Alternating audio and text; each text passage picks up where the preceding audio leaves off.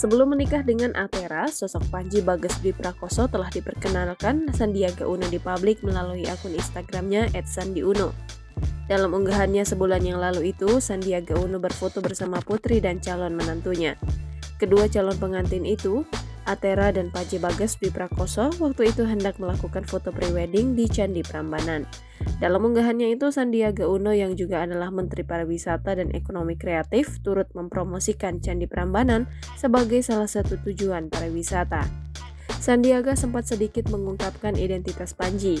Panji Bagas Dwi Prakoso ternyata teman Atera Anesya semasa di sekolah. Panji teman sekolahnya di sini yang melanjutkan sekolah ke UK. Habis itu melanjutkan S2 di Amerika, lalu bekerja di Amerika, kata Sandiaga.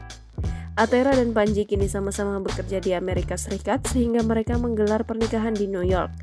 Atera Anessa Uno merupakan Dara kelahiran Newport Beach, California, Amerika Serikat pada 25 Juli 1997. Atera bersekolah di Jakarta Intercultural School, lalu melanjutkan pendidikannya di Northeastern University Boston, Massachusetts, Amerika Serikat.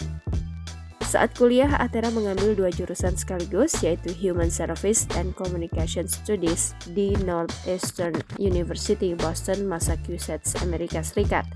Saat ini, Atera bekerja di Lembaga Penelitian Bioteknologi, MassBioID Foundation, Massachusetts, Amerika Serikat.